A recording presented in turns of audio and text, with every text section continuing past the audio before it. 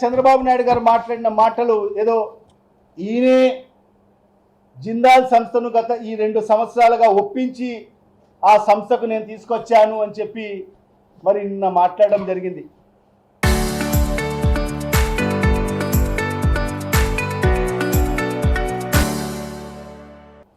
దానికి నిన్న సజ్జన్ జిందాల్ గారు ఒక రీట్వీట్ చేయడం జరిగింది. జగన్మోహన్ రెడ్డి గారు సజ్జన్ జిందాల్ గారికి కంగ్రాచ్యులేషన్స్ చెప్తూ heartiest congratulations to Shri Sajjan Jindal గారు and the entire JSW team on the restart of the steel plant project in Kadapa అని చెప్పి ఆయన శుభాకాంక్షలు సజ్జన్ జిందాల్ గారికి జగన్మోహన్ రెడ్డి గారు ట్వీట్ చేస్తే దానికి స్పందించి సజ్జన్ జిందాల్ గారు ఒక రీట్వీట్ చేయడం జరిగింది. ఆయన ఏం చెప్తున్నాడంటే, thank you for your kind wishes Shri YS Jagan గారు, from the early approvals under your government to this commitment today the journey reflects sustain effort. ఇది చూడండి, ఎవరిది? మేము రాయలేదు, ఇది సజ్జన్ జిందాల్ గారు జగన్మోహన్ రెడ్డి గారు ఇచ్చిన ట్వీట్కు రీట్వీట్ చేస్తూ ఆయన చెప్పింది ఏంటంటే, from the early approvals under your government, గతంలో మీ ప్రభుత్వం అందించిన సహాయ సహకారాల వల్ల, మీరిచ్చిన తోడ్పాటు వల్ల మరి ఈరోజు మేము ఈ పరిశ్రమ ముందుకు తీసుకెళ్లేదానికి మాకు అన్ని విధాలుగా ఉపయోగపడ్డాయి అని చెప్పి మరి ఆయన చెప్పిన మాటలు ఇవి. మేము చెప్తున్న మాటలు కాదు, సజ్జన్ జిందాల్ గారు చెప్తున్న మాటలు. మరి నిన్న మన ముఖ్యమంత్రి గారు మాట్లాడుతున్న మాటలు తీరు చూస్తూ ఉంటే మరి ఆయన ఈ 2 సంవత్సరాలుగా సజ్జన్ జిందాల్ గారిని బతిమలాడుకొని మరి ఆ సంస్థకు నేను మళ్ళీ తీసుకొచ్చాను, మరి ఇక్కడ పరిశ్రమ స్థాపించడానికి నేను అన్ని రకాలుగా నేను తీసుకొచ్చానని చెప్పి ఆయన మాట్లాడడం జరుగుతూ ఉంది. మన అందరికీ తెలిసినట్టుగానే డిసెంబర్ 23వ తేదీ 2009 మరి ఆ రోజు ఆ ప్రాజెక్ట్ని కూడా లాంచ్ చేయడం జరిగింది జగన్మోహన్ రెడ్డి గారు. 2019లో మరి అదే కాకుండా GOMS నెంబర్ 70 23rd అక్టోబర్ 2020 సంవత్సరంలో transfer of project transfer to AP high grade steels limited for implementation. మరి ఈ ప్రాజెక్ట్ని ఏపీ హైగ్రేడ్ స్టీల్కు ట్రాన్స్ఫర్ చేయడం జరిగింది మరి 23 అక్టోబర్ 2020లో. మరి ఇంకొక GOMS నెంబర్ 72 అక్టోబర్ 28వ తేదీ 2020 రీనేమింగ్ ఆఫ్ ది కంపెనీ, అంటే గతంలో ఏదైతే ఏపీ హైగ్రేడ్ స్టీల్స్ లిమిటెడ్గా ఉన్న ఆ సంస్థను వైఎస్ఆర్ స్టీల్ కార్పొరేషన్ లిమిటెడ్గా నామకరణం చేయడం జరిగింది మరి ఈ జీవో ద్వారా. మరి GOMS నెంబర్ 52 మార్చ్ 3వ తేదీ 2021 ల్యాండ్ అలినేషన్, అంటే గవర్నమెంట్ ఫార్మలీ అలినేటెడ్ 3148.68 ఎకరాలు వైఎస్ఆర్ స్టీల్ కార్పొరేషన్కు మరి ఆ ల్యాండ్ని అలినేట్ చేయడం జరిగింది. మరి GOMS నెంబర్ 157 జూలై 6వ తేదీ 2021 ఒక జీవో రిలీజ్ చేయడం జరిగింది. Exemption of registration and stamp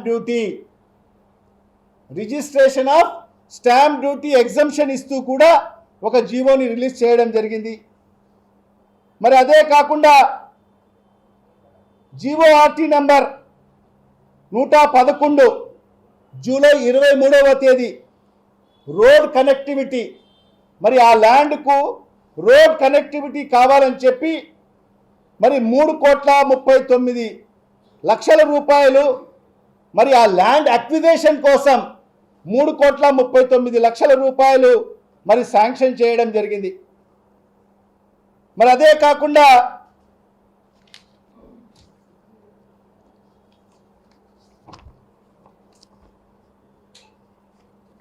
GOMS number 87 దానికి సంబంధించి December 21, 2022 strategic investor selection of JSW అంటే ఈ సంస్థకు ఏదైతే జిందాల్ స్టీల్ కు సంబంధించిన స్ట్రాటజిక్ పార్ట్నర్గా వాళ్ళతో MOU చేసుకొని మరి ఈ స్టీల్ ప్లాంట్కు 8,800 కోట్ల రూపాయల పెట్టుబడులు పెట్టేదాని కోసం MOU చేసుకోవడం జరిగింది. మరి అన్ని రకాల అనుమతులు ఇస్తూ మరి మౌలిక సదుపాయాలు కల్పించే దానికోసం జీవోల రూపంలో అడ్మినిస్ట్రేటివ్ శాంక్షన్స్ ఇస్తూ డబ్బులు శాంక్షన్ చేసి మరి సుమారుగా 700 కోట్ల రూపాయలు ఇన్ఫ్రాస్ట్రక్చర్ చేసిన తర్వాత మరి ఆ ప్రాజెక్టు ఈ కూటమి ప్రభుత్వం వచ్చిన తర్వాత చంద్రబాబు నాయుడు గారు ముఖ్యమంత్రి అయిన తర్వాత మరి ఈ 2 ఏళ్ళు ఆ ప్రాజెక్ట్ ఎందువల్ల ఆగిపోయిందో ఈ రాష్ట్ర ప్రజలకు సమాధానం చెప్పాల్సిన అవసరం ఉంది. ఈ 2 ఏళ్ల కాలంలో ఆ ప్రాజెక్ట్ ఎందుకు ఒక అడుగు కూడా ముందుకు వేయలేకపోయింది అనేది కూడా చంద్రబాబు నాయుడు గారు సమాధానం చెప్పాలి. దానికి కారణం కేవలం రాజకీయ కక్ష మాత్రమే. దీనికి కారణం ఈ అలసత్వానికి 2 ఏళ్ళు ఆ ప్రాజెక్ట్ ఆగిపోయేదానికి కారణం కేవలం రాజకీయ కక్ష. ఎందుకంటే మనం చూసే మనందరికీ తెలుసు కాదంబరి జత్వాని అని చెప్పి ఒక మహిళ ఏ రకంగా ఆ మహిళ కోసం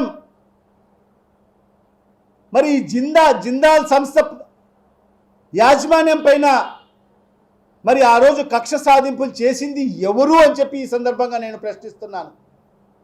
ఒక మహిళ కోసం కాదంబరి జత్వాని అనే ఒక మహిళ కోసం కక్ష సాధింపులో భాగంగా మరి ఆనాడు జిందాల్ సంస్థ కింద ఎవరు కక్ష సాధింపులు చేశారు? మరి ఆనాడు సీనియర్ IPS ఆఫీసర్లు అధికారుల మీద సీనియర్ IPS అధికారుల మీద కేసులు పెట్టింది ఎవరు? ఆ పారిశ్రామిక వేత్తలను వేధించింది ఎవరు?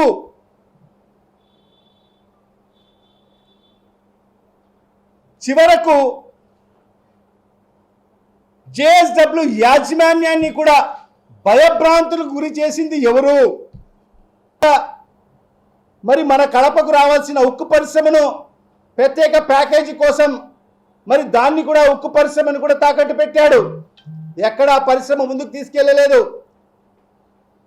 మరి 2018వ సంవత్సరంలో ఎక్కడ శంకుస్థాపన చేశాడంటే ఆయన కంబాల దిన్నే గ్రామంలో శంకుస్థాపన చేశాడు, శిలాఫలకం వేశాడు. మరి ఇవాళ నేను ఒకటే అడుగుతున్నా, తెలుగుదేశం పార్టీ నాయకులకు అందరికి కూడా, మీ నాయకుడు కంబాల దిన్నెలో శంకుస్థాపన భూమి పూజ కార్యక్రమం చేశాడు కదా, శిలాఫలకం వేశాడు కదా, అక్కడ ఏ మేరకు చంద్రబాబు నాయుడు గారు పనులు చేశాడు? మా నాయకుడు శ్రీ వైఎస్ జగన్మోహన్ రెడ్డి గారు సున్నపురాళ్లపల్లెలో మరి ఆయన శంకుస్థాపన చేశాడు కదా, అక్కడ ఏ మేరకు మౌలిక సదుపాయాలు కల్పించాడో ఒక్కసారి ఒక డేట్ ఫిక్స్ చేసుకొని మీరు వస్తారా? మేము వచ్చేదానికి సిద్ధంగా ఉన్నాం. కంబాల దిన్నెకు వచ్చేదానికి సిద్ధంగా ఉన్నాం, సున్నపురాళ్ళ పల్లికి కూడా వచ్చేదానికి సిద్ధంగా ఉన్నాం. దానికి మరీ ముఖ్యంగా ఈ రాష్ట్ర ముఖ్యమంత్రి గారికి శ్రీ నారా చంద్రబాబు నాయుడు గారికి కోరుకునేది ఒకటే, మీకు చిత్తశుద్ధి ఉంటే మరి ఈ పరిశ్రమ త్వరితగతిన పూర్తి చేసి మీరు చెప్పినట్టుగానే 2 సంవత్సరాలు ఆ పరిశ్రమను పూర్తి చేసి మరి ఈ ప్రాంతవాసుల చిరకాల వాంఛను పూర్తి చేయాలని చెప్పి మేము డిమాండ్ చేస్తున్నాం. మరి అదేవిధంగా ఈ ప్రాంతవాసుల నిరుద్యోగ యువతి యువకుల చిరకాల వాంఛ మరి వాళ్ళకు సంబంధించిన ఉద్యోగ మరి ఉపాధి అవకాశాలు కల్పించే దిశలో ఈ ప్రభుత్వం అడుగులు ముందుకు వేయాలని చెప్పి కూడా ఈ సందర్భంగా డిమాండ్ చేస్తూ మరి ఇవాళ కేవలం ప్రచారాలకు పరిమితం కాకండి, శంకుస్థాపనకు భూమి పూజలకు పరిమితం కాకుండా ఖచ్చితంగా చిత్తశుద్ధితో మరి ఈ పరిశ్రమను పూర్తి చేయండి అని చెప్పి కూడా ఈరోజు వైఎస్ఆర్ కాంగ్రెస్ పార్టీ డిమాండ్ చేస్తూ మరి ఖచ్చితంగా నేను ఏదైతే ప్రశ్నలు అడిగానో మరి ఈ ప్రాంత వాసులు అడుగుతున్న ప్రశ్నలది ప్రజలు అడుగుతున్న ప్రశ్నలు ఖచ్చితంగా దీనికి ఈ రాష్ట్ర ముఖ్యమంత్రి గారు సమాధానం చెప్తారో లేక ఈ ప్రాంతంలో ఉండే తెలుగుదేశం పార్టీ నాయకులు దానికి సమాధానం చెప్తారో సమాధానం చెప్పాలని చెప్పి కూడా ఈ సందర్భంగా డిమాండ్ చేస్తున్నా.